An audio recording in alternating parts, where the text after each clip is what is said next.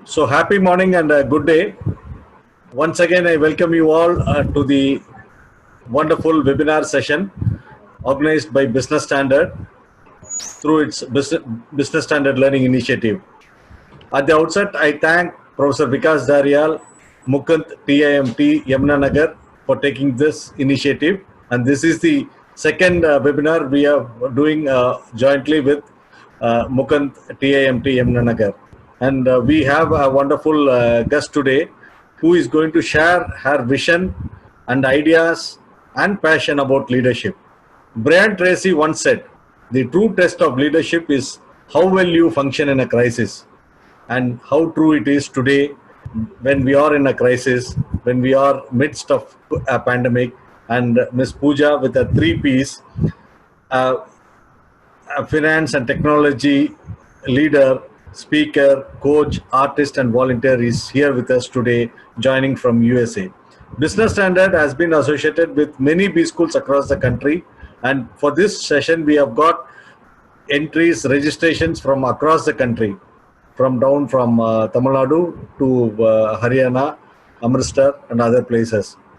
So we look forward to an active participation and let this day begin with lot of insights from Pooja. So over to Professor Vikas Daryal for the formal welcome address and introduction of the speaker.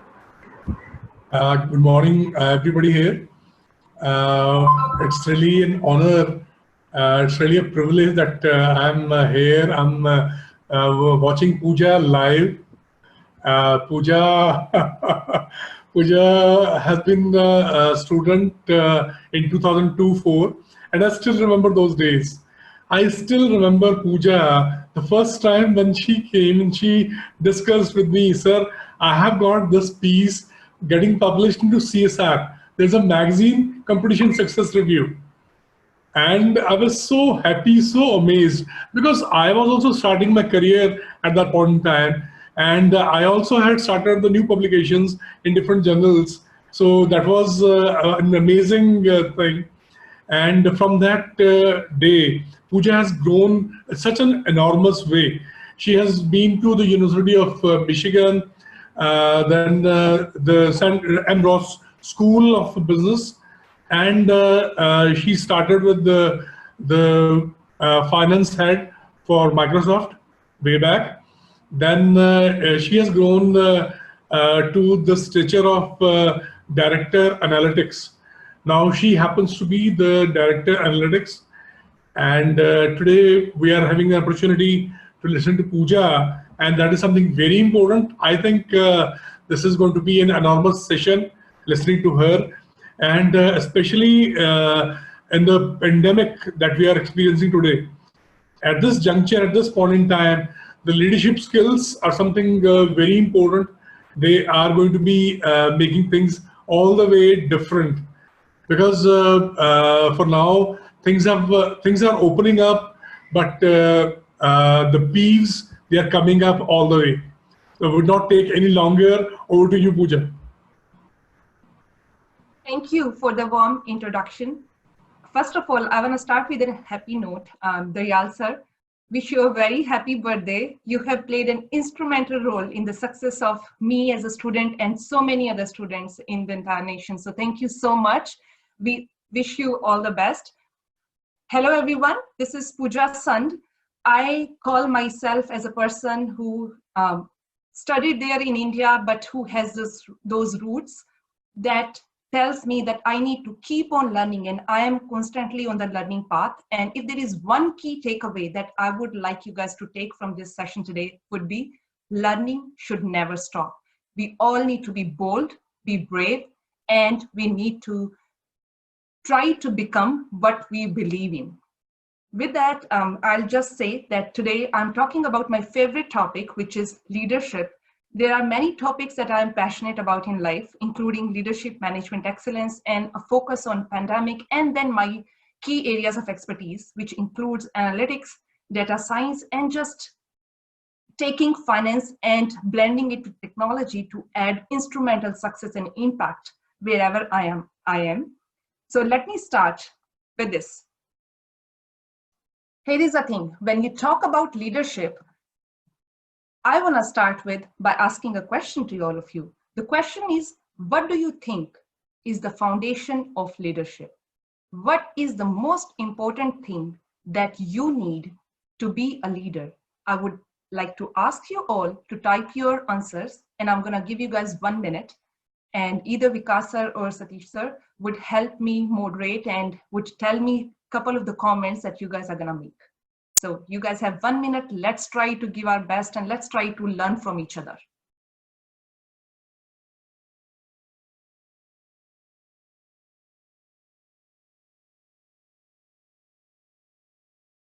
Daya sir, can you help me look at the answers? And yeah, it's confidence, attitude, knowing the right way to go, have information earlier than other, empathy and compassion. Love it. Empathy and compassion. Yeah, Very initiative, good. positive attitude, trust. Very good. And let's stop right there. Yeah. Every single answer that our participants have given is right. What is most crucial, according to me, is trust. Why? Because if as a leader, we do not trust ourselves, we would not be able to create that trust circle wherever we are. Doesn't matter if you're in a college, institution, or a company or a startup, we all need to start trusting in the abilities that we have. Trust has 3 drivers: authenticity, logic, and empathy. And I love the fact, Vikas sir, when you were reading what students were entering, they were talking about charisma, confidence, it's just authenticity, logic. So it's just like trust is the foundation of all of these 3 main pillars. And if any one of them is absent, then you lose trust. So you need to make sure that you are not going to be just fake something. You are going to be authentic. You're going to be grounded in your values. You have to have empathy. You need to make sure that when you're working with other team members or with your peers or other students or faculty members, you are trying to care, show them that you care for them and you feel what they are going through. And not only that, you're going to take it to next level by moving from empathy to compassion. Empathy and compassion are aligned, but they are a little bit different in the sense that empathy means you are trying to feel what other person is going through, and compassion means not only you are feeling what they are going through, you are trying to solve their problems. And when you blend authenticity with empathy and logic means just your reasoning and your belief in your capabilities by saying that my judgment is sound because I have listened to other people's perspectives, then you build that trust. So leadership, according to me, begins with trusting yourself. So let me ask you this. If leadership begins with trusting yourself, that means we all can start feeling like we are leaders because we are going to believe in ourselves. And that's what I want you guys to take on. If you want to be a leader, because leadership is not a title that's given to you, it is something, it's a responsibility that you place. So no matter where you are, in which part of the world you are, or whatever role you are playing, you all can demonstrate leadership and start by trusting your own capabilities. With that, let me move on to the next one. So in this session today, I'm going to talk about what is leadership, the action of leading a group of people or an organization or a group of your student communities is called leadership. According to Harvard Business Review, there are a couple of sections out there very clearly defined, and all the articles are put forward by eminent professors. They are having so many sections talking about leadership, so I want you guys to check it out. What I feel is successful leaders know their value not only lies in managing teams and running organizations, but their value lies in setting goals, setting a clear vision, taking action, step-by-step approach to make it happen. And not only that, you need to believe that you would be able to achieve that vision, and then you can inspire your team members to work towards that goal. So today, there are 3 goals that I would like us to achieve as a team. The first one is I want to challenge your current perceptions about leadership and the values that shape it. Second, I want you guys to think and lead differently and be that person of influence. Doesn't matter where you are, doesn't matter which role are you playing right now. We all can challenge ourselves to think and lead differently. And third, I want to educate you on how you can create your own personal brand, leveraging your superpowers and charge your career. Here, I'm going to talk about how we can be Spider-Man or Wonder Woman and how we can be our best selves. So are you guys ready? Let's begin. There are 4 key things that I'm going to talk about in today's session. The first one is executive presence. Second, how to be your authentic self. Third, how to build your own superpower. How do you have your own brand? Just like companies having their own brand, we as people persons, we need to have our own brand. What do we want to known for? And fourth, how can you have exponential success in life by managing up communication up, down, and across in the organization? And as business standard and my favorite director, Dr. Vikas Rayal, asked me to have a focus on leadership during pandemic, I'm going to also talk about it. And in the interest of time, I know that you all are going through your daily adventures. So I wish you all the best. I know that it's hard. It's very hard for so many of us. We all can get through this together. So I want to start with leadership during this pandemic. The speed and scope of coronavirus across the world has posed extraordinary challenges for leaders. And we know in situations like this, we do not know what's going to happen. There is a lot of ambiguity. There is an uncertainty. People are really afraid. They don't know what's going to happen with their loved ones. They do not know what's going to happen with their company products because their business models are failing.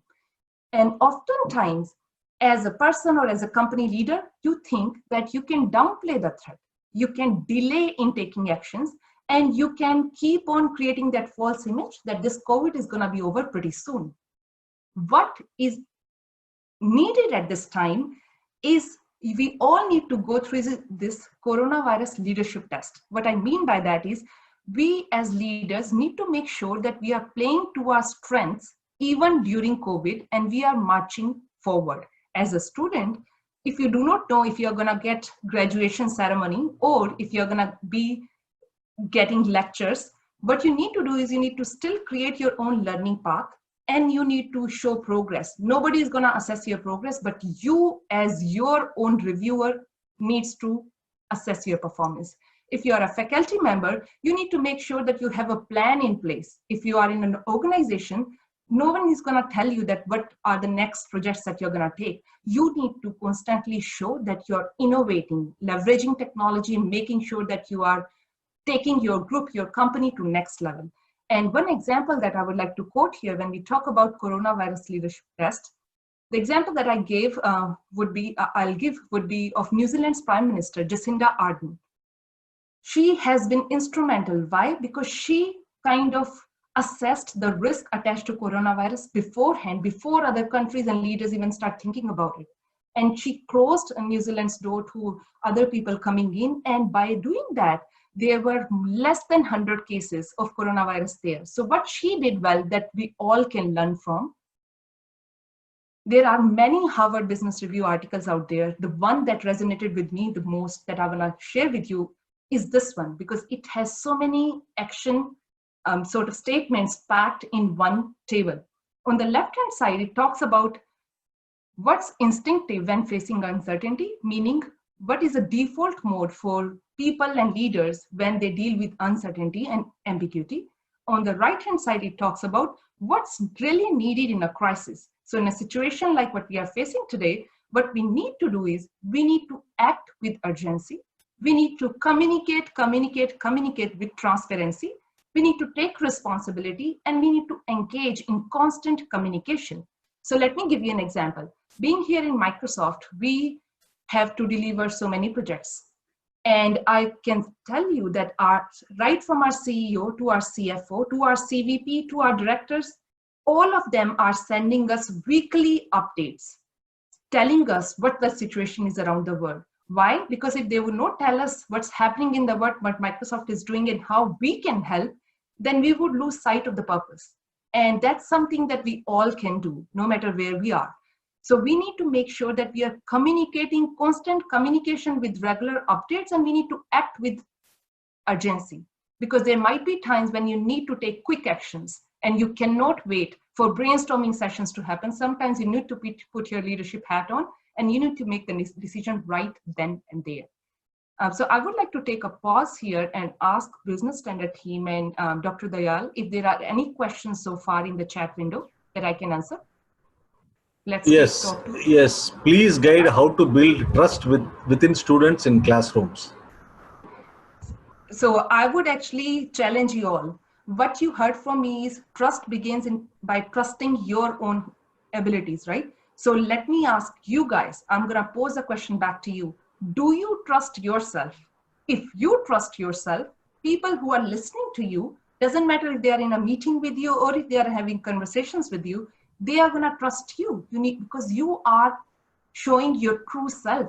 You are telling them what's your fear, what is making you afraid of this situation, and what are you thinking about. And don't downplay it. Just be vulnerable, because that's the coolest quality to be in a leader. When we talk about our failures, we open ourselves up and it builds trust.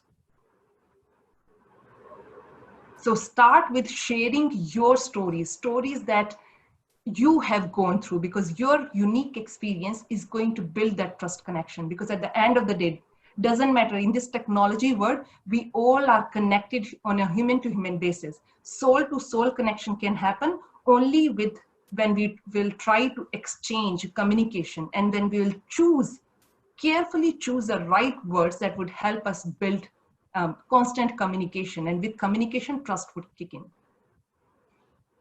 Any other question? No, you can continue. Maybe I Okay. think they'll, yeah. Great. So then I like the fact that in the beginning, one of the participants also mentioned empathy. So I like the fact that they are talking about empathy and compassion. And as I explained before, it will be incumbent on leaders to put themselves in other suffering and to feel that empathy. Not only that, after feeling it, you need to get out from that zone, and you need to then think about, me being in that position, how can I use my authority to help the team take a step forward? So we all are dealing with this COVID, right? So what are we going to do? Are we just gonna sit and we'll be like, oh, no need to work on tests. We are free. Our summer break starts from right now, and let's just live a hassle-free life. No, if we are gonna go onto that path, we would downplay our own strengths. We need to focus on learning. Learning should never stop. And that's what leaders do. They will keep focusing on innovation, on embracing growth mindset. So with that, I'm going to move on to my major first piece, which is executive presence. What I mean by that. We all have met people in life.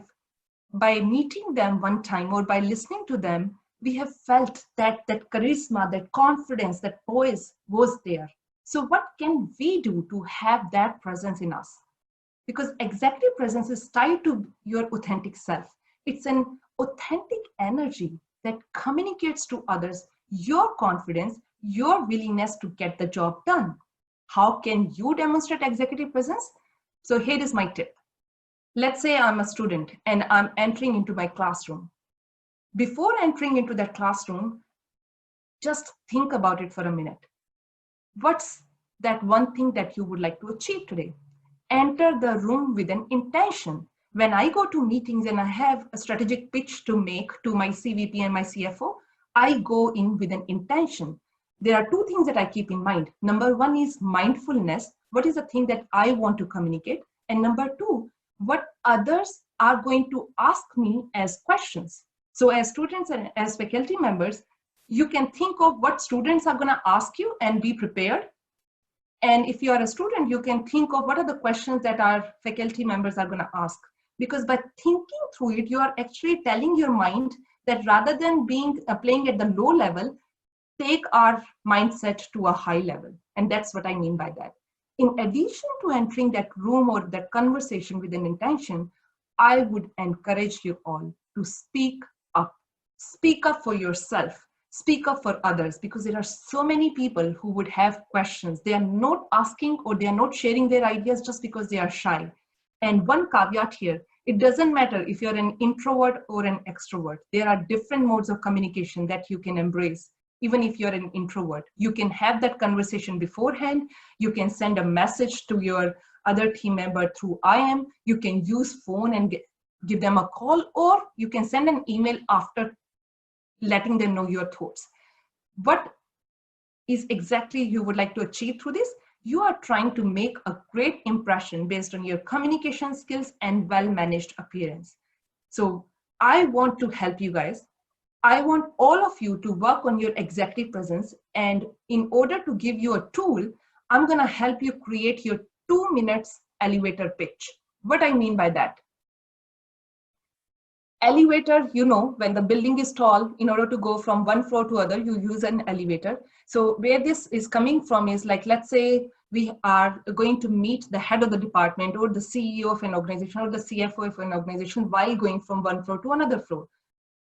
You will get just 2 minutes or maybe less than 2 minutes. How would you like to use those 2 minutes to let the other person understand why are you here for? So my 2-minute elevator pitch. Hello, I am Pooja Sant. I have completeness of vision and the ability to execute on that vision by leading teams. I'm a technology leader, speaker, coach, and volunteer. My brand is 3P. First P stands for passion for latest technology, data analytics, business intelligence. Second P is just the power to feel like I'm enough, power to believe in myself and others, power to fix things, to create clarity, generate energy. And third, and most important, lead people and teams to be successful. And that's it. Now I'm going to turn it over to you guys. I want all of you, including our moderators, to think about what are the words that you want to convey to others. So can we all work on your elevator pitch? I'm going to give you 2 minutes, and I want our moderators to share some of the elevator pitch words and contents that you guys are going to write. So over to you all. Think and write down, what do you want to communicate to others? You can charge your career and start taking ownership of your own career.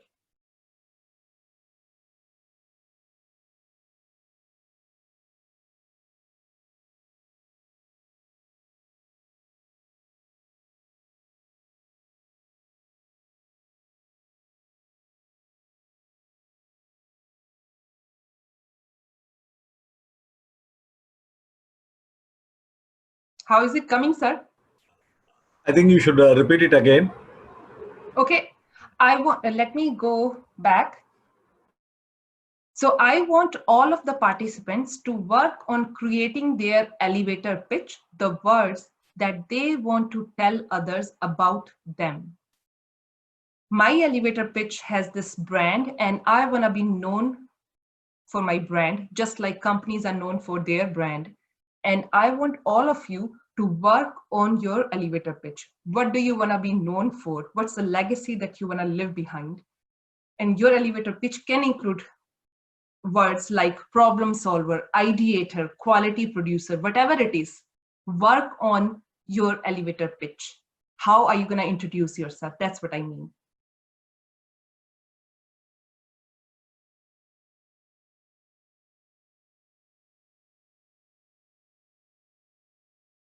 So I'm going to ask business standard team, sir, do you mind sharing your elevator pitch or any words that comes to your mind about you? Yeah, there is one from confident. Yeah, they have now started typing it out. Okay. Confidence, keen learner, target achiever, elevator pitch. Mm-hmm.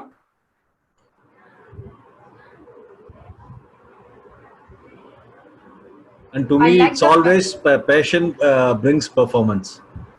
I love it. Passion brings performance. I mean, the choice of words that you use is so powerful. So rather than just throwing out words, think about what really you stood for. And is that word really the, let's say, the clear description of your personality? Those are the words that you want to convey. And then weave those words into a statement, and that's your elevator pitch. So next time you're going to apply for a role, you're going to apply for an internship, or you're going to make a case for your promotion, rather than talking about your accomplishments, start with your elevator pitch. Focus on the things that you have achieved this year. and quantify them, the impact that you have, and then you are able to ask that person who you are delivering the message, what did they hear?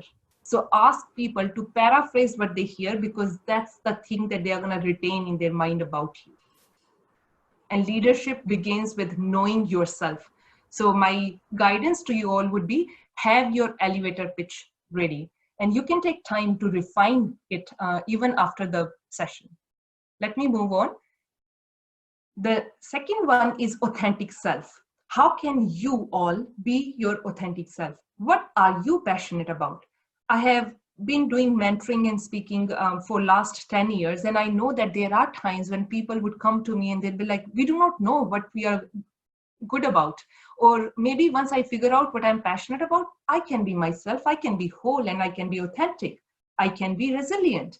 So my advice to you would be, this is your to-do list. Be honest, research, create your problem statement, meaning try to ask yourself the questions, what problems do I want to solve? When I'll go into the corporate world, what are the things that I want to be known for? What problems do I want to solve here when I'm doing my bachelor's or master's or whatever I'm doing right now? And how do I want to solve these problems? What are the skill set that's required for me to build the foundation and take it to next level? And then create your own roadmap. Because key to building resilience is authenticity. And I'm going to tie it back to now how leaders are exhibiting this mindset during COVID. You would see that companies who are still thriving have built resilience just because they know that they are very authentic about the value that their brand creates at this time. Companies like Nike, who begin with that slogan that we are in this together, when social injustice started happening in US about the difference between black and white race. So it's just like they know that Nike slogan has always been, you can do it, let's do it together. So that's what resilience and authenticity means to me. And I want you all to work on your authentic self, because the moment you would be clear about who you are, the other person that you're going to talk to would be clear about your passion, your goals. So think, ask questions such as, what are my strengths? Where do I belong? And if you will ask these two questions to yourself, you would be able to understand your authentic self. Why I'll say this? Because there is a well-known saying, build your authenticity and they will come. Meaning, be honest to yourself, be transparent with others, and people would start following you. Why? Because withholding your true self puts a cap on trust and on your ability to lead.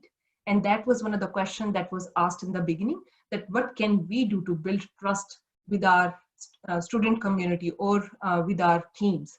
So make sure you are authentic, you are thinking about not just yourself, but about others as well. And you enter the room with an intention. So build on your executive presence. Let me move on to superpowers.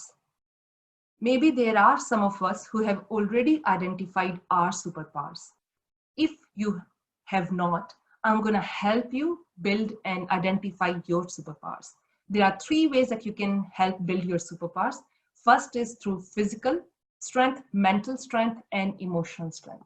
What I mean by that is, if you have superpowers already identified, awesome, cheers, kudos to you. If you have not, you can think of working on these 3 dimensions to develop your superpowers. When it comes to physical strength, what I mean is you need to build stamina. You need to have the right posture. And for posture, I'm going to just quote, if you have not read a book by Carol Dweck that's called Mindset, I would definitely encourage you to check that book out, because what she tells, she's a well-known psychologist, and she tells that in order to deal with situations where you do not know the answer, you need to take the power pose like this. Before going into a stressful situation, put your hands on your hip and then say, I am capable. I can do this. By doing that, you are building your superpower. And then have a focus, clear focus of where do you want to see yourself in the next 5 to 10 years. You need to work on your mental strength. And the main one is knowledge here. which is tied to learning should never stop. Nowadays, in addition to doing the courses that you are doing as a part of your curriculum, there are so many resources available out there. Coursera online site is there, edX is there, Udemy is there. I mean, just make sure that you keep on upgrading yourself. Whatever your area of expertise is, always pick topics or journals or publications that are even outside your area, because you do not want to just be an expert in one field. You want to know as much as possible about other fields. And then you need to have that confidence telling that you are not a victim of imposter syndrome. You have confidence in your capabilities. And even if you are going to feel certain days that you are not enough, the next day or the next moment, you're going to tell yourself, you know what, it is okay. I'm going to learn. I'm going to fail. I'm going to learn. I'm going to fail. I'm going to learn, and I'll move on. And that's how you're going to build your superpower. In addition to focusing on your physical and mental strength, I want also to make sure that you guys are aware that we need to make sure that we are going to keep challenges in perspectives by controlling your thoughts, feelings, and behavior. And this applies very well to people who are leading the organizations. They need to be aware of their own blind spots. They need to be able to connect people, processes, and technology. The success that I have had in my professional career here at Microsoft would not have been possible if I was not aware of my blind spots and aware of my strengths, and was not able to connect people, processes, and technology together to create this significant impact. So you need to make sure that you're going to balance all these things together. Once you have pretty good grasp on these three aspects, you would be able to build your superpower. So let me share with you, my brand of 3P is my superpower. It's be bold, be brave, be you. So what are your superpowers? And that's a question to you. I want all of you to answer, what are your superpowers? And please enter your comments in the chat window. Think and write down. And Daryal sir, let's start with you. What are your superpowers?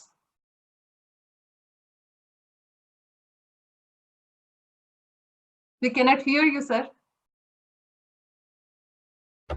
I really believe into the very clear insight of yours, which is very important.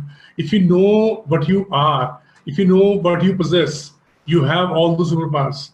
If you don't have that faith in yourself, you can never have powers, but to talk of superpowers. Very good. So, thank you for sharing. Now, can I ask Business Standard team to share some of the comments? It's integrity, confidence, willingness to move ahead. Very good. Determination. I love it. Patience. Commitment. Very good. Be kind. Very good. Integrity. Be kind, be genuine. Integrity. Confidence. Courage. Self-motivation, passionate, initiator, courage and calmness.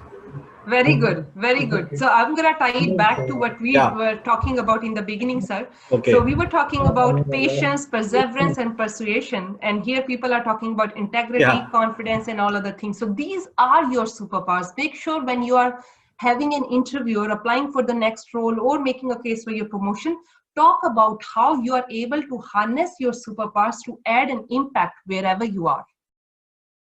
Make sure you are not just going to focus on that project and the success of that, but how you are able to use your superpowers to create that influence, to create that bigger impact. Because when we talk about impact wherever you are, we are talking about your individual accomplishments.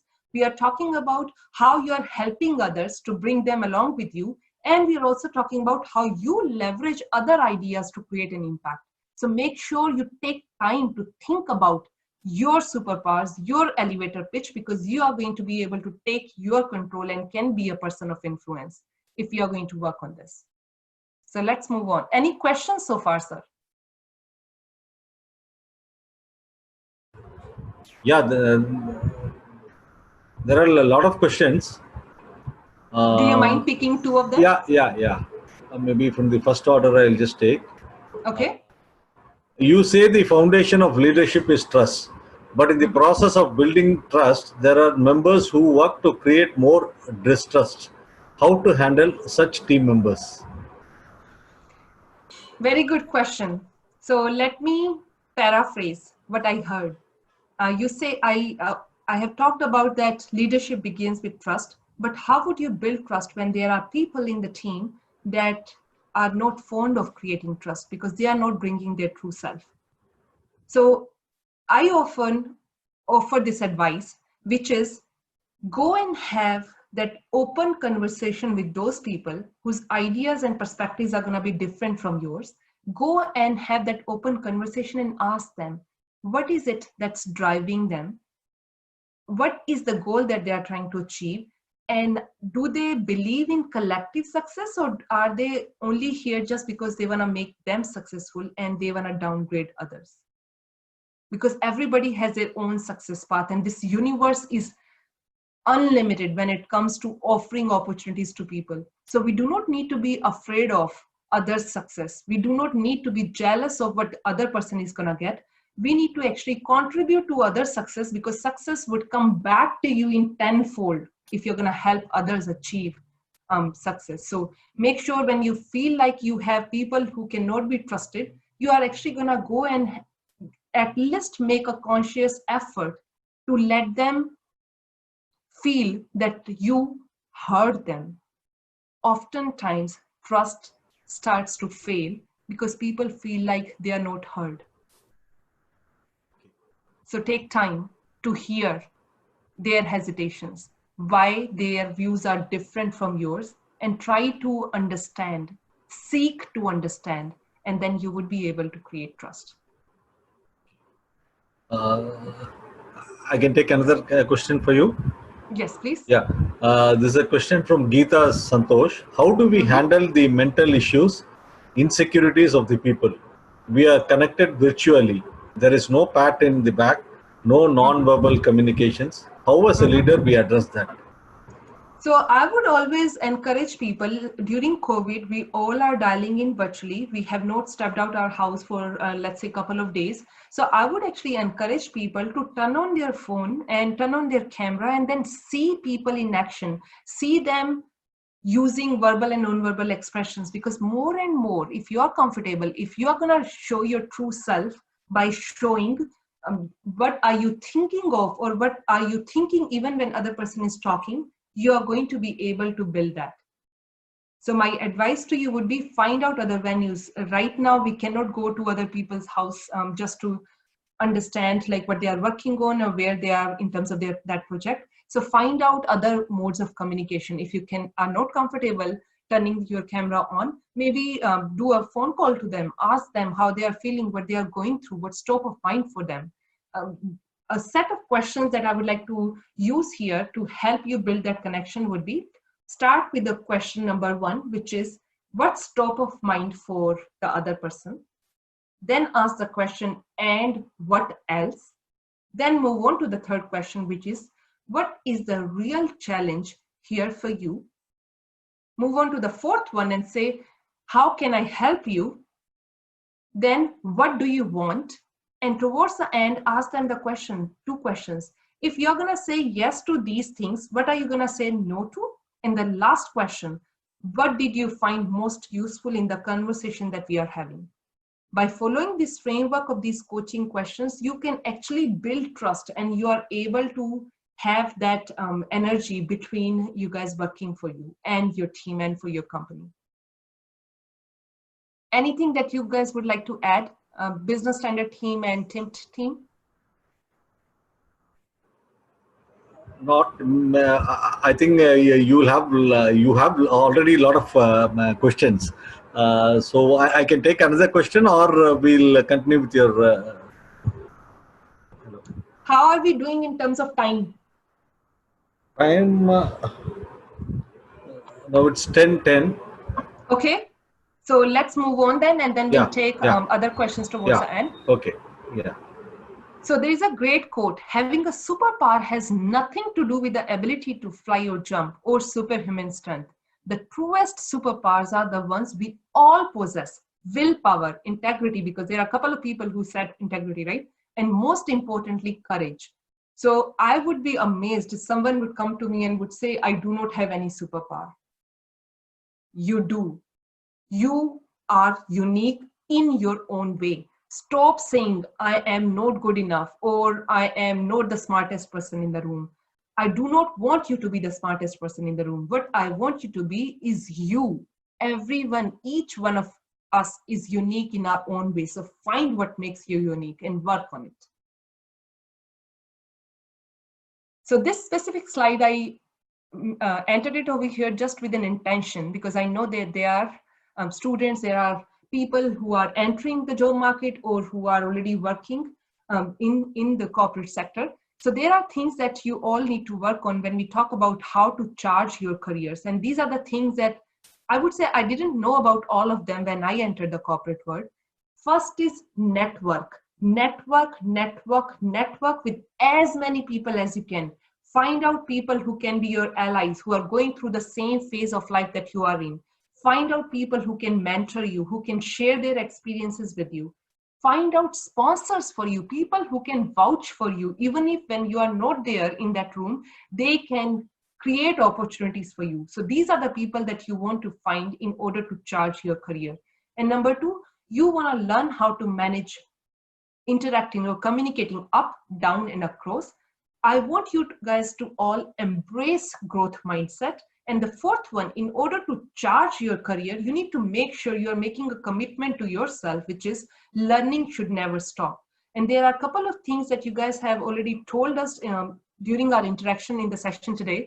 Some of us have talked about creativity, communication, confidence, integrity, technology, productivity. So when we talk about 21st century skills that are required and they are called as future ready skills, they include learning skills, literacy skills, and life skills. So we all need to be creative innovator, effective communicator. We need to be quality producer, and we need to be self-directed learner. And if we all are going to be embracing these skills, there is nobody who can stop us, and our career is gonna be charged itself. These are like different AAA batteries for us. So if you wanna charge your career with these high power supercomputer sort of batteries, you need to make sure you're gonna work on your learning skills, literacy skills, and life skills, because they'll take you a long way.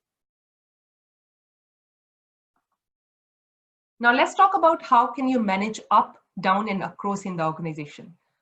So if you are in a company and you want to make sure that your work speaks for itself, in addition to working and delivering your product at a level which is at the execution excellence level, you need to make sure you are aware of what your manager is responsible for. You need to help your manager and your organization reach objectives. If you are a faculty member and you want to be known as a person of influence, you're not only going to create learning opportunities for students and for yourself, you're going to actually help your HOD, head of the department, and dean to make sure you're going to collaborate with them to help them reach their objectives. And how you're going to do that? You're going to seek feedback, ask for feedback, and you're going to give feedback. Second, you're going to create influence with empathy. Third, you're going to have a comfort even when you're dealing with a conflict, and you're going to have your executive presence. So we have talked a little bit about others, but we are going to spend more time talking about how to ask for feedback and how to give feedback to create this culture of trust. And then you can be a leader. So there are a couple of questions that I normally give it to my mentees and to my students and to my team members, including questions like, how am I doing? What can I do to improve? What can I do to improve in communicating the status of my projects to team leaders? Because the moment you start asking those questions, you are actually demonstrating that you're open to critical feedback. So when you ask for feedback, the first and foremost thing that you have to do is do not be defensive. Always thank the other person who is giving feedback. And if you want to really be precise and want to know your own blind spots, when you are asking for feedback, ask them, how did I do during that presentation? What could I have done better when I was delivering this session? What could I have done well in that particular module of economics or whatever that subject was. So it's an art. It's an art, and it also involves science. You need to make sure you know how to ask for feedback, because once you're going to ask those questions, you are creating a perception for you that you are going to be open, you care for other people's feedback, and you want to improve. Then the next thing that comes out would be how to give feedback to inspire and motivate others. So no matter where we are, we all have a responsibility, which is we all can be leaders. And how we would build that leadership circle, we have to give feedback to inspire and motivate others. So don't wait. The most important thing here is when you are trying to give critical feedback to someone, focus on their behaviors. Focus on telling them that this is what I noticed during that session. Do not say you always do this. You are attacking them personally, while that's not your intention. So focus on behaviors, not on personality. Focus on just a few behaviors and be on time, meaning whenever that thing happens, you ask them, hey, I have some feedback to give it to you. Are you ready? Can we have discussion? And be specific. Do not sugarcoat. Oftentimes what I have felt that as managers, as people leaders, we tend to be into that zone when we are trying to give constructive feedback, but we are like, you know what, you are already doing good in this category, but you are not doing good here. You are downplaying it. You are minimizing the effect of the right feedback that you could have delivered. So do not sugarcoat it. Give it right as is, and by focusing on behaviors. And towards the end, when you have given that feedback, ask them, that was my intention. I want you now to paraphrase what you heard. Can you confirm to me what are the steps that you're going to take? And let's say they will take some steps. They'll show you that they have signs of progress. Follow up with them and give them positive reinforcement. When you see that they are making changes, let's say somebody on my team would not give opportunity to other people to speak up during the meetings, and I have to give one of my direct report this critical feedback saying that I want to make sure that other people are also sharing their voice. We are creating that inclusive culture. So can you hold off on your thought and let other people speak up first? And I started seeing that she then started slowing down and she was giving others opportunity to talk. When I saw that, it was incumbent on me to give that feedback back to her saying, I noticed that you have embraced that feedback and I see that you are making a conscious effort. So I hope this way of giving feedback and receiving feedback can help you inspire you and your teams. Then I want to spend 2-3 minutes talking about mindset. So leadership also begins with trust. At the same time, leaders need to have this mindset because mindset plays a big role no matter where we are. It plays a big role in the success, happiness, and growth of an individual. And believe me, when I say success would follow it yourself, you and yourself later on, you need when you are happy. So try to be happy where you are, and happiness would guide you on this journey of success. It's not the other way around. So you need to be able to appreciate the things that you already have. We already have a roof. We already have food to eat. We already have life. What are we worried for? So count the things that you are grateful for. And that's what we call it as people exhibiting fixed mindset. And there are some people who would exhibit growth mindset. People who would say fixed mindset, they would always be afraid about failures. They would think that intelligence, leadership are fixed traits. Leaders are born, they are not made. And we cannot be smart in things that we are not smart about before. People who exhibit growth mindset, they truly believe that intelligence can be developed. It's okay if I'm not getting A grade in all of my tests, I can be an A grade person or a student if I'll keep on working. And it's okay for me not to get an audit contribution and an excellence award wherever I am in my company, as long as I am making progress. So read the book Mindset by Carol Dweck and you would learn a lot. So one other aspect of this is, and this is just to show you the skills that both of these mindset people have. Fixed mindset people leads to a desire They want to look smart all the time, and they feel really threatened when somebody else shows up and then have answers to the questions. They do not believe in asking for feedback, and when they see other people being successful, they're like, why we are so jealous. I mean, why is it them all the time getting all the attention and visibility? What they do not realize is, if they'll just change their mindset and they'll start thinking about what is there for me to learn from that person, from that leader, or from that situation, and have a tendency to embrace challenges, learn from each situation, they are going to accept failures as an essential element to the field of mastery. So look at the picture that I have inserted over here. This 8-month-old kid, when he is looking at Bing as search engine, he's just amazed to look at what computer has to offer. So we all need to be that curious person, curious kid all the time, no matter which age group we are in. If we are millennials or baby movers, we always need to have that curious and growth mindset. And it's okay for us to be in the fixed mindset on certain days, but then we need to make sure we are going to bring it back to where growth mindset is. So there are companies in the world who have demonstrated that they are fixed in their way of operations in terms of their business model, and companies who have exhibited different sort of energy. And you all know answers to so many companies. I can talk about global companies, but in the interest of the session, I'm going to focus on triggers. So how can we all embrace growth mindset? There are some triggers that would trigger you to move from growth to fixed mindset, and you need to be aware of those. So there are so many of us, when we are trying to learn something new, when we are trying to move from one job to another job, when we are trying to go from, let's say, one subject to another subject, we are like, oh, this is going to be hard. We are leaving our comfort zone. And the moment we think about it, then we are telling our mind to be in a mode of fixed mindset. What we need to do at that time is, we need to tell ourselves, if we are going to be there, we are not going to be able to learn more. We need to go to another S-curve of disruption, where at the highest level, when you have already satisfied the basic goals, you need to move on to the next level, and then you can disrupt yourself. By doing that, by recognizing that trigger, you are going to be able to move yourself to exhibit growth mindset. Second mindset trigger is struggle. There is nobody that out in the world who have not struggled a bit at one point in their career.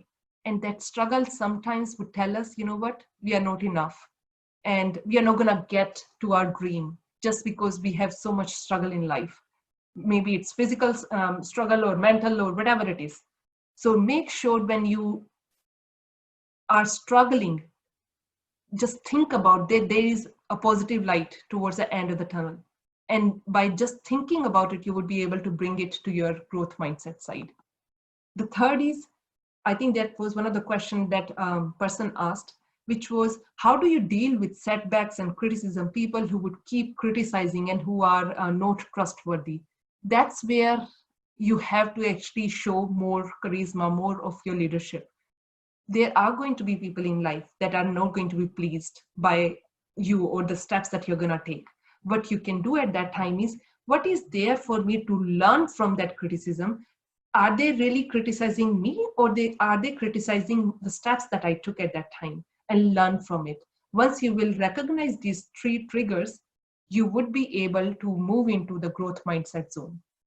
So this picture right here fits directly into that leadership, which is leaders who have growth mindset on the right-hand side of the brain. This is a research that was done, which talks about giving people opportunities in different projects. Some people struggled, some people were able to get through those roadblocks. And when these 2 researchers took CT scan of those 2 mindset people, they realized that people who have growth mindset, who had that red color, they actually started correcting their errors, because they recognized that they made an error first, and rather than ruminating over those errors, they said, what can we do to learn from it? While people on the left side who exhibited growth mindset, they thought of failures as negative sign. And that's why this yellow thing shows that they were not able to increase their brain neuron capacity. So identify your fixed mindset scenario and name them. And it's okay for you to have fixed mindset on 1 or 2 days in a week, but as long as you can bring it back to growth mindset, you would be able to achieve success in life. So identify your scenario and then name it. once you will name it, you would be able to overcome those triggers. So I'm coming towards the end of my session today. Let's do a quick recap. We talked about what does it take to be a leader, how to lead during pandemic, how we all can build this leadership by building our executive presence, by showing our authentic self, and by building our superpowers.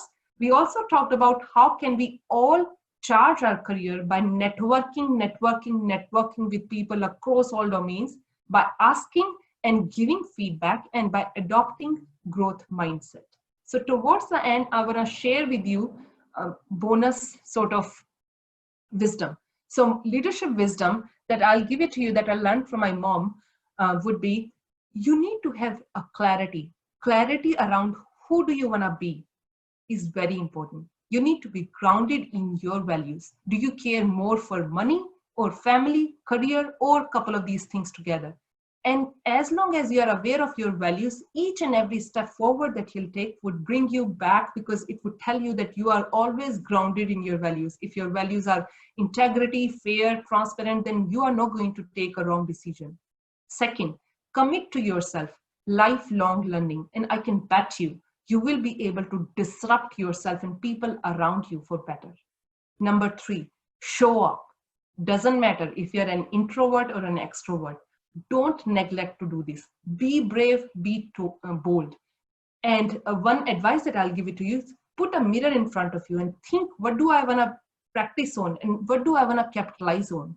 Because once you put a mirror in front of you, you know what is a perception that you would like to create for yourself.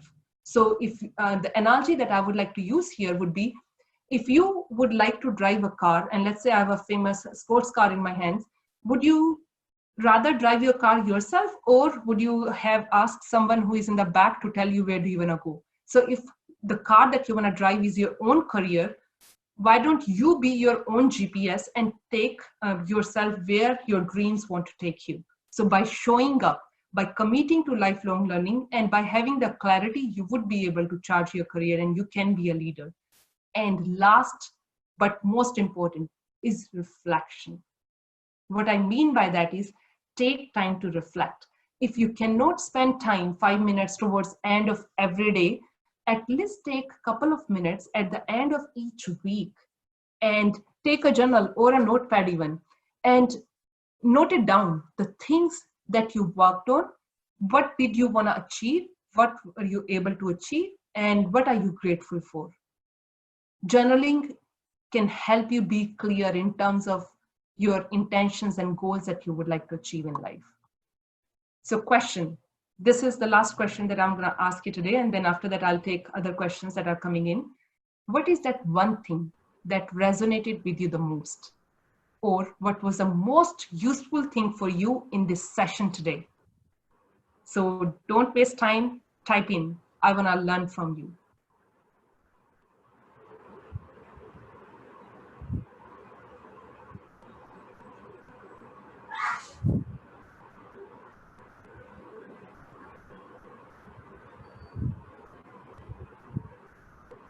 And I'm going to ask Business Standard team to kind of repeat what other people are saying, because we all are learning from each other. Correct. Yes. Mindset and clarity, be focused, feedback, knowing our superpowers, Very be good. passionate, the learning attitude, building confidence in ourselves, Keep them coming. Very good. mindset triggers and igniting superpowers, keen to learn, mindset of a leader, setbacks, feedback, network, trust yourself. I love Each it. one of us have a superpower, passionate, networking, power of values such as integrity, how to perform in leadership, Very good. identification of superpower, Nice. having feedbacks and to be passionate, Uh-huh. braveness in tough situations, Love always it. be grounded in your values, Mm-hmm. empathy and compassion, knowing the Love it. blind spots, Uh-huh. building trust in ourselves, Very how to good. So if believe in, yeah, uh-huh. So if I could use the uh, cloud map, there is a tool that we have that's called Power BI. It helps us in visualizing the key concepts that are coming in. So if I had your answers beforehand, I would have created this word cloud showing you what are the things that you're telling me that you have learned, because that's what is going to help us take our value to next level. That's going to help us be the best version of ourselves. So I'm going to take a pause here and ask now people to ask their questions, because I think we can spend the rest of the time talking about the questions that you have. yeah. Uh, I'll help you with the questions. Mm-hmm. Yep, please Yeah. go ahead.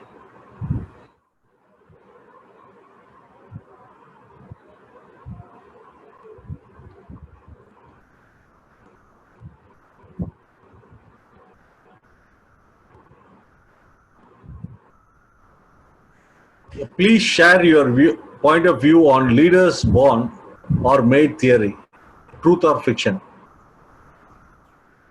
I'll say fiction.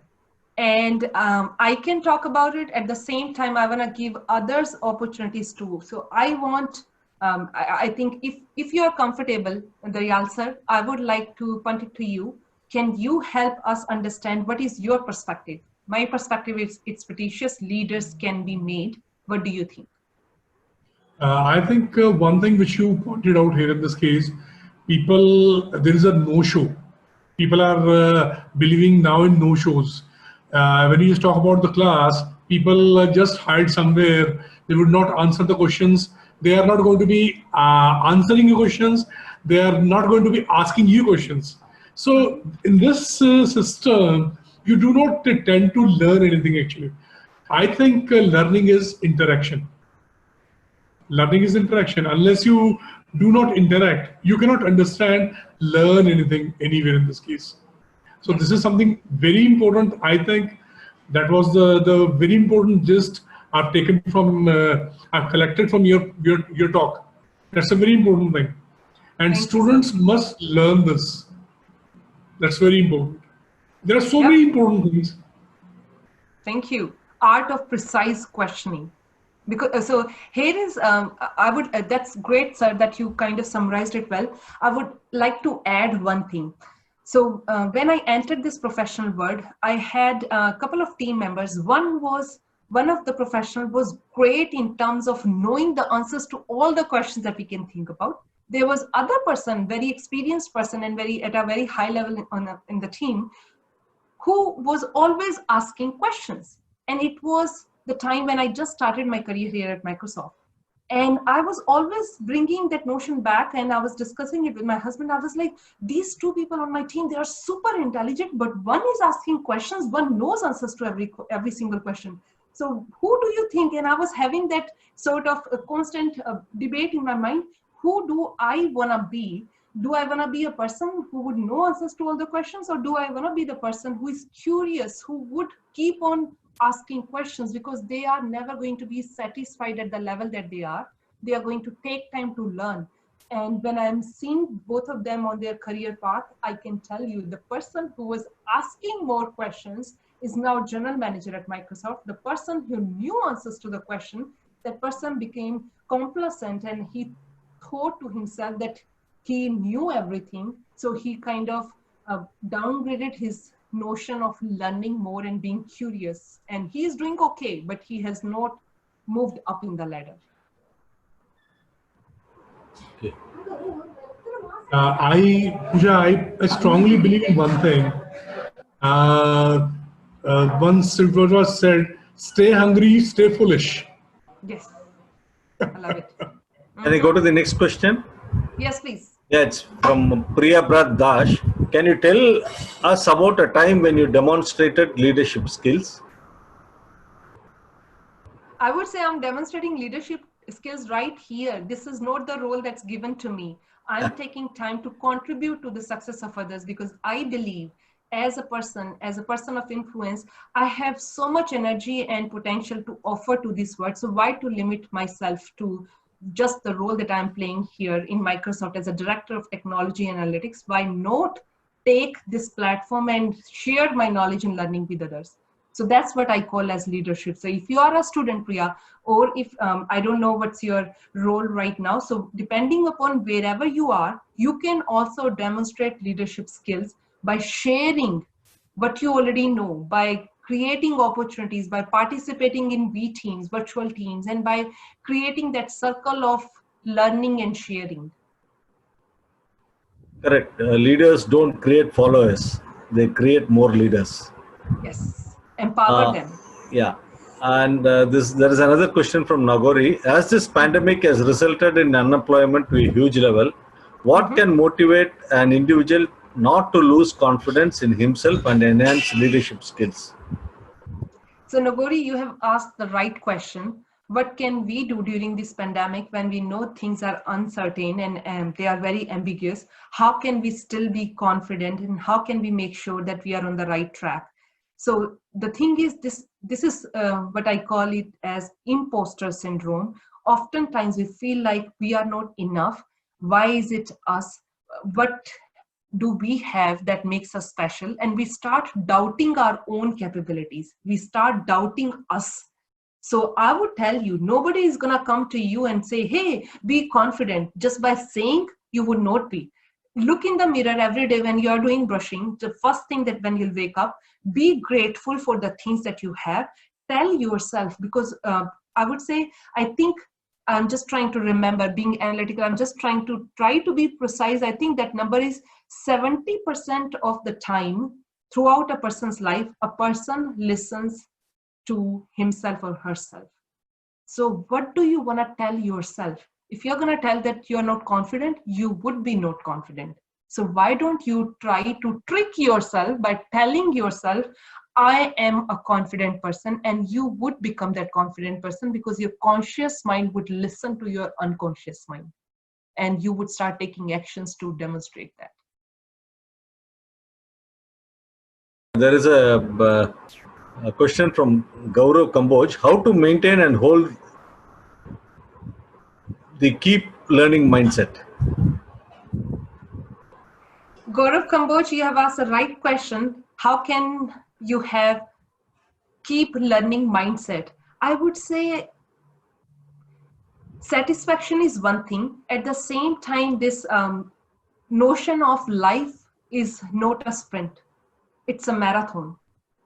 You are not just shooting to get good grades in that particular year. You're trying to embellish your life with many success stories. And once you keep that notion in mind, which is life is a marathon, you would see that you once you will do one program, once you learn about one thing, you would be able to learn other thing. And then what I'll tell you is find out the things and connect them together. More and more you will learn. You need to be able to take your mindset to a high performance mindset where you can then connect things together and create that broad perspective. So train your mind to take you from where you are to a high level, to a high performance mindset. And you can only achieve it if you keep on learning, keep on creating connections in your brain, because neurons in your brain would keep learning and connecting with each other just like they exist in a supercomputer, and you can have it here by continuous learning. There is a question from Akansha. For being Mhm. a leader, does experience play a vital role? So I would say no, because let me tell you, last Sunday, actually, last Sunday, I had a session with Microsoft Student Partner Community, and I was just blown away with the leadership skills those new interns and people who are still in their colleges were exhibiting by creating that platform to share their learning with others. So leadership is not tied to experience. Yes, I have 15 years of experience, but the Real might have 30 years of experience. Business Standard team would have 100 or 50 years of experience. Leadership is not tied to the level of expertise or to the tenure. It is tied to what you have at the moment and what are you doing to amplify it. Orange. Hello. Yeah. Any tips for a startup? This is a question from Neha. Mhm. Tips for startup regarding what? She had just asked a question. Any tips for maybe I think she's contemplating to become an entrepreneur. Okay, so I can answer it based on what I think the question is and what she might be thinking of. So if her question is around that what should where can she start venturing in and create her own startup, I would say that she needs to look at what she's good at. How can she capitalize on her strength? What's the real purpose? What are the real problems that she would like to solve? And based on that, come up with an idea of her startup.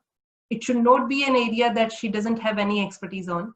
It should not be something that's not tied to her personal passion in life, because oftentimes you can be in a career where you are just doing your job. If you're not enjoying it, you will not get further. So you need to take on something that you're really passionate about, find your passion and tie it to the purpose, and then have patience, perseverance, and persuasion in order to have success in your startup. How to handle conflicts in your team as a leader? So in order to handle conflicts, and I mean, I have a specific session talking about how to handle conflicts. It all boils down to the same thing. Communication is the key problem when conflicts arise. And I often tell people that conflict is not so much tied to the project, it's tied to people problem. So no matter how big or small a problem is, it's always tied to people problem, not so much about project problem or technology problem. So focus on building the connection with the other person, and then you would be able to resolve the conflict. What are the things a leader should not do? Leader should not just think about himself or herself. That would be the failure. You need to create more leaders, and that's what you said, sir. And I truly believe in creating more leaders by empowering others, by delegating things, because you are not going to be able to go farther if you are just focusing on your success. Create success for others, and then it would be collective success. Don't say I, use we, and then we are powerful. Aditya wants to know some good books or great books which had inspired you. So the book Mindset by Carol Dweck, and a book by Marshall Goldsmith that talks about what got you here won't get you there. And then there are so many other books that I can refer. So maybe I'll post a LinkedIn post on this, like the books that have inspired me, because Yeah, there are so sure, many sure. good things that I can take on from each book that I've read. How to deal with procrastination and self-sabotage? I love it. When people ask me is this question, like they keep on procrastinating, they keep on delaying. What I'll tell themselves is I hope most of the people here in this call have joined from India. So we know that Salman Khan is a Bollywood actor, and then he used this dialogue in one of the movie that if I'll make a commitment to myself, I don't listen to me even. I would make sure it would get done. And that's what I call as a thing that can help you in delaying procrastination, and you would be able to get it done. You need to make a commitment to yourself. And when you make that commitment, no matter what happens, you're going to do it. You are going to put that on your calendar. You're going to give it a timeline. And even if you're going to be delayed by, let's say, 2 months, 3 months, or by a couple of days, you're still going to call it done within that year. So do not wait for others to create plans for you. Focus on creating plans for you. Put that in your calendar. Nowadays, we all have smartphones. I mean, enter that date and make sure once you enter a date, you are actually taking actions to make it happen. There are two or three related questions. I'll merge it. How to manage sleeping time and how to follow a timetable. I And think that's the question that other people can answer to. So how to manage the time for sleep and the time to just be awake. The only thing that I would like to add here is sleep is important, Why? Because the last wisdom factor, which was reflection, it happens when you are sleeping. Your mind is creating notes of the things that have worked throughout the day and kind of pushing them back into your memory, and it's going to be retained. So sleep is really important.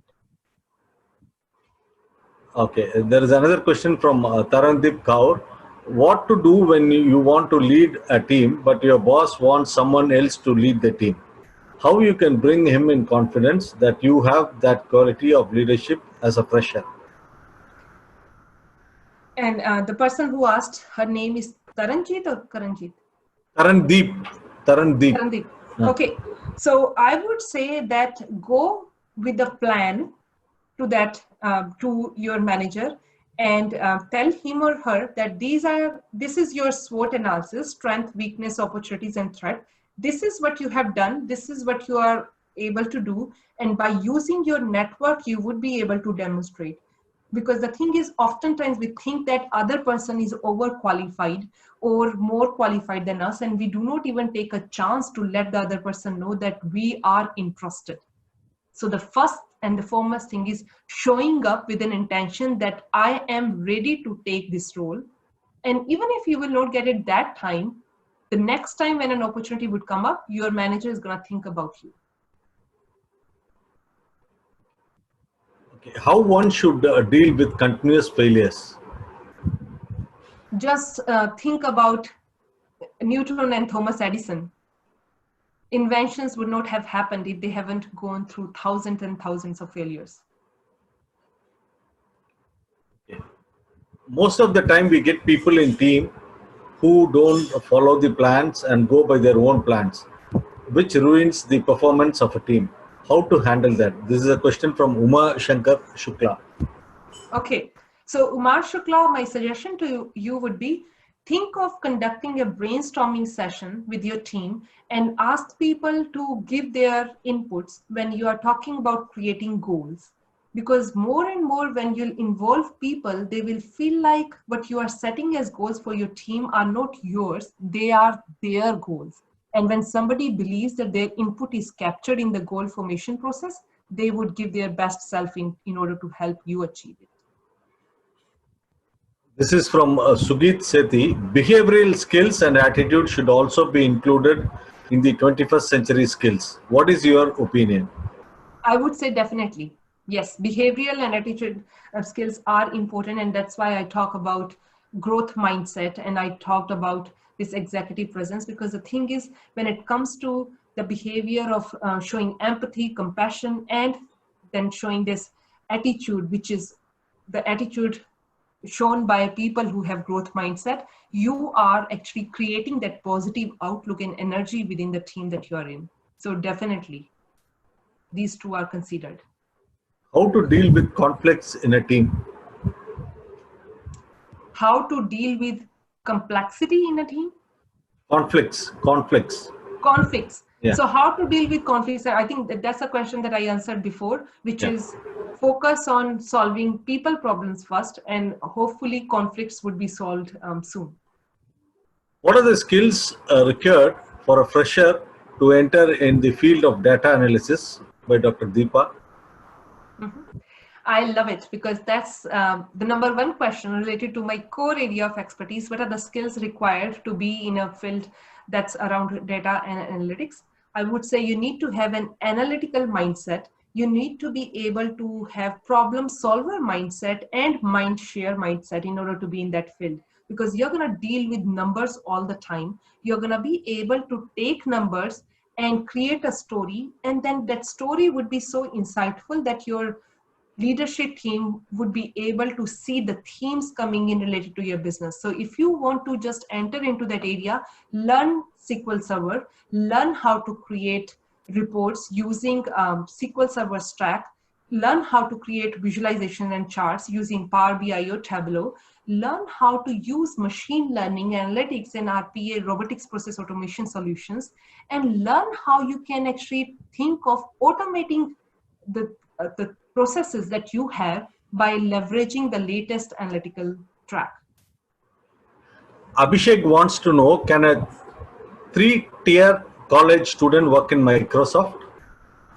Yes, I studied there in TIMT and I got my internship opportunity at Microsoft. So yes, if I am here, Yeah, you can also be there. Nah, yes. super. Sometimes Gaurav is asking, sometimes you are given a team that is not compatible with you, and the outcome of that is a complete mess. What to do? Mhm. What to do? And that's a common question that gets asked to new people managers and people managers who would move from one team to other team. So what I'll say in that particular situation, when you are given a team that's totally different from the way that you think about it, you need to take time to build that connection between you and each of the team member. In your meetings with them, do not start with asking them about, give me an update on the status of the projects. Talk about what who they are, talk about their family, talk about what excites them, talk about the struggle that you have gone through, the struggle that they have gone through, what do you accomplish together. Because the more and more you'll connect yourself with that person and you'll show them as a manager that you model the principles of coach, care and lead, and you would show them that you are invested in their success, you would be able to bring them along with you. Diksha Bola desires to know, how has your journey been, your journey in TIMT, and after that. My journey in TIMT was wonderful. I mean, as an institute, it had so much to offer. I mean, I still remember when people asked me when did I start speaking up. I remember going back to the Real sir and one of our other director, Mrs. Urvashi Makkar, when she was there. They used to have so many competitions, whether it was debates, declamation, contest, or just extemporary. Like they were giving us a topic and they were like, okay, now talk about it. And you would not be given time to prepare for it. You just need to come, be ready, and then just start talking about it. And you were able to apply that mindset of connecting the dots. So I think opportunities like this and opportunities to hear from different guest lecturers who were coming to TIMT and asking us to prepare some questions beforehand, those are some of the skills that they taught us while back we were in college. And those are the skills that I have um, really took it to my heart and I'm applying it here. So whenever we have a session that either I'm delivering or I am moderating, I make sure that I have some key and precise questions, because questions tell a lot about the personality of the person. And if you know and if you can master this art of asking questions, you can be a master of your own destiny. Uh, if your team members do not listen to you, your ideas, then how can we survive being a part of the team, and what we should do, and how to take the team along with you? These are two questions which I merged together. Okay. So as a people manager, I'll suggest that sometimes we feel that we have great ideas and we try to use our authority not to listen to what other people are saying. So one suggestion I'll offer to people over here in this session would be, if you are a person of high profile, do not share your ideas at the beginning of the meeting. As a leader, as a people manager, or as the HOD, start by talking about the objective, talking about what would you like to call it done in that meeting, and you would like to hear from everyone, and then give others chance to express themselves first. Towards the end, you share your idea, because otherwise you are overpowering over other ideas that people are telling you. And oftentimes you would be amazed that your idea might not be the smartest one. So your goal as a person, as a leader, is to listen to others' perspective, create that holistic understanding, and then take it forward. Gaurav wants to know, is data analytics and marketing analytics same thing or different? Or the So base that learning skills same? so the I would say, I would answer it this way, Gaurav, that data analytics and technology, leveraging technology, are two domain areas that can be applied to any industry. It can be applied to anything. So when you talk about data analytics, you are analyzing data. You can analyze marketing data, financial data, tax related data, corporate accounting, investment, retail.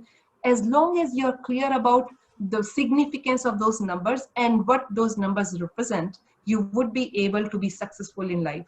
And you need to really have analytical mindset, and you need to be able to know how to use numbers to create insights, and you need to be an effective storyteller, because you're not going to just create slides talking about coronavirus cases. What is the number globally, which is over, I think 6-7 million, and then US 2.5 million. So what are you going to do to take those numbers and create insights? That's the basic skill. That's all. Oh, Prakash Kundnani desires to know what to do when your boss is impartial and not doing appropriate performance appraisal. So my suggestion to you would be, if your boss is, do you have any? Okay, so if your boss is impartial and is giving you some, I would say, hiccups during the performance review, you need to make sure that that would be not the first time that he's giving or sharing that news with you.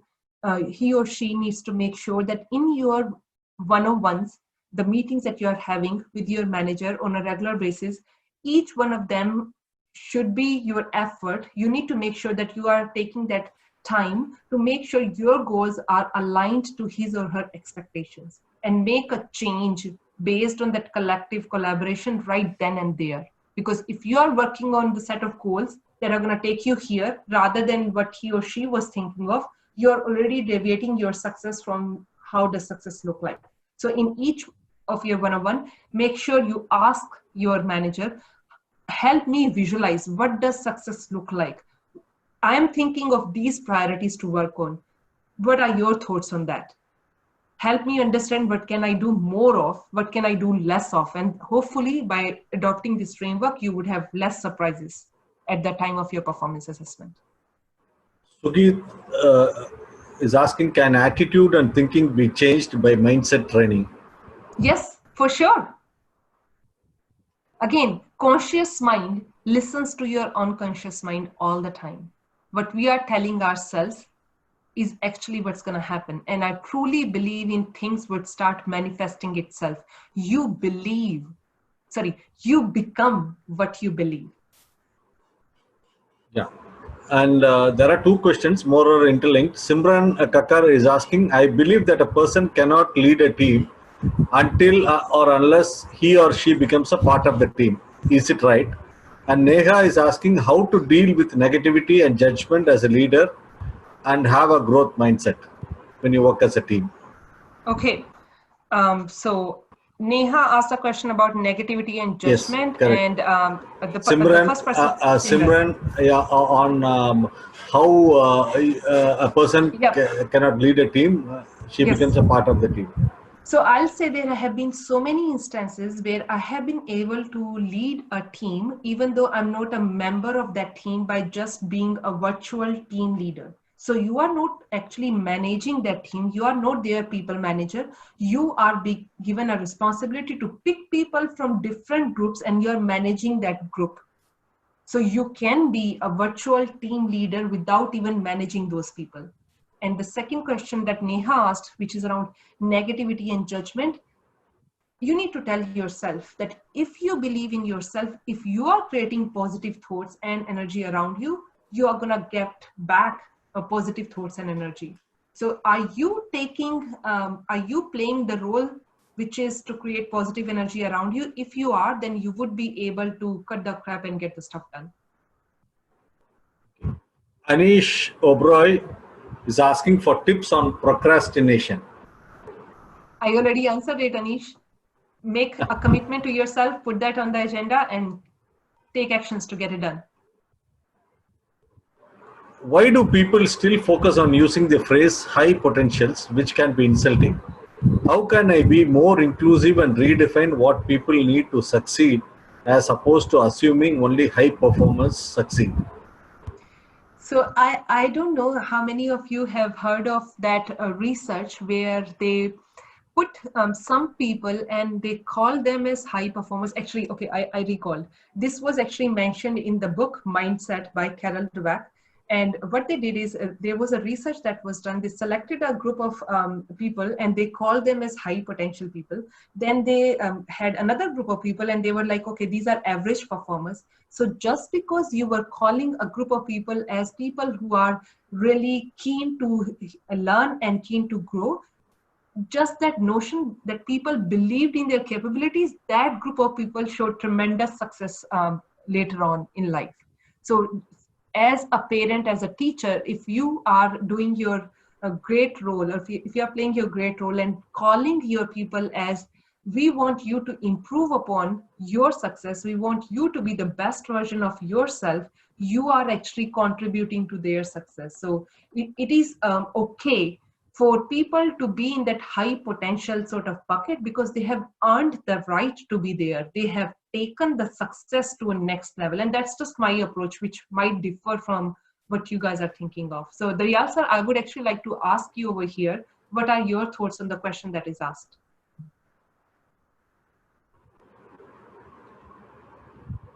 Professor Daryal sir? Vikas Daryal sir. Hello. Hello. Sir, yeah. Okay. Hello. Yes. Sir, your audio is weak. I'm audible. Okay. Sir, your video is cutting out. Audible now? Hello? Yep, we can hear you. You are visible properly. You are visible. Sir, the question that was asked is, what are your thoughts on calling people as high potential people? And is it fair to other people who are not going to be in that bucket? What's your perspective on that? I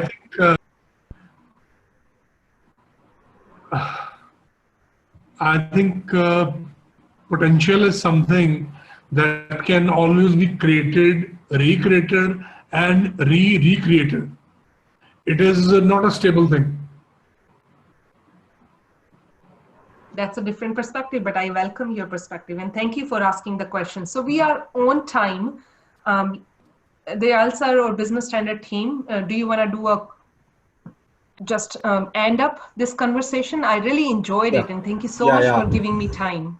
It's a pleasure. In fact, there are more questions, but anyhow, as some participant has rightly said, 90 minutes is too short for this session. So thank you, Ms. Pooja, for the wonderful insights.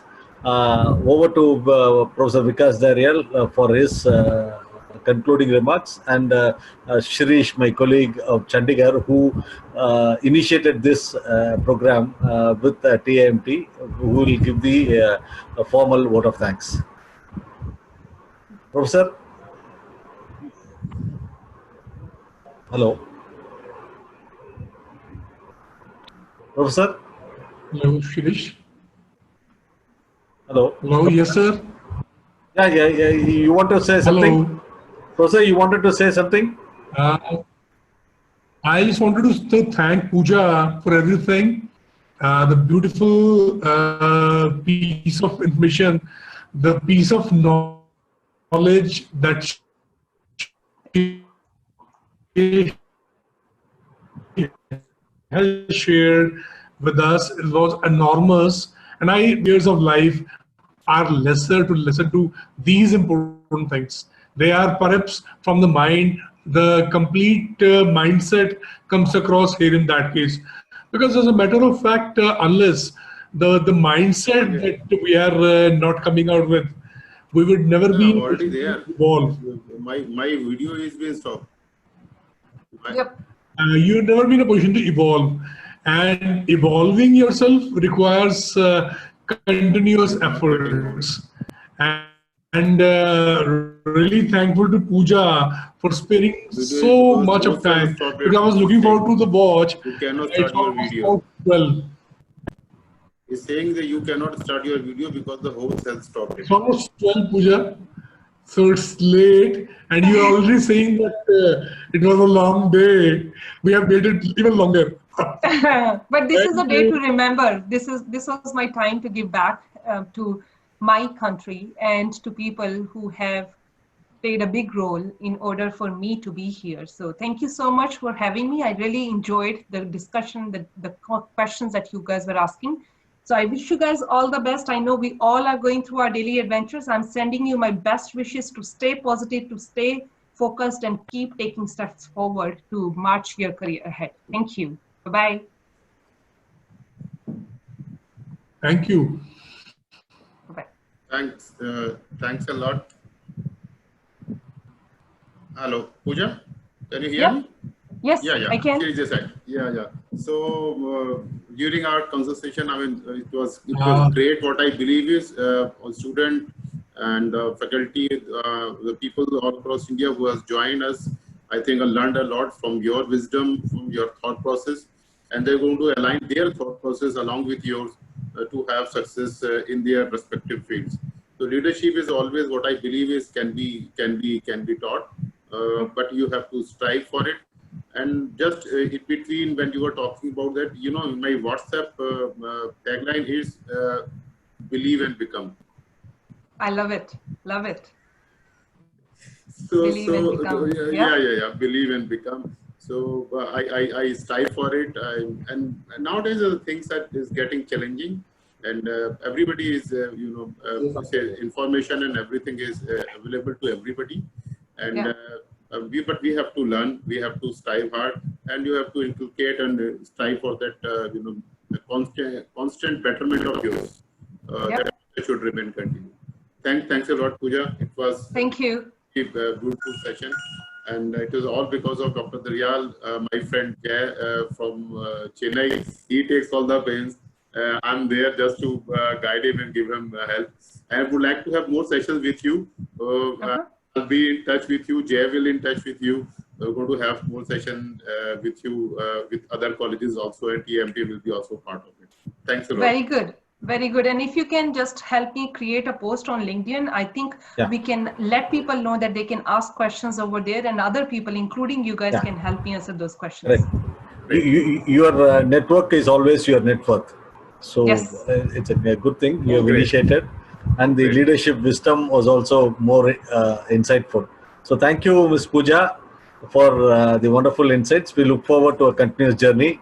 And thanks to Professor Vikas Daryal and the entire TAMT Mukund team for this wonderful session.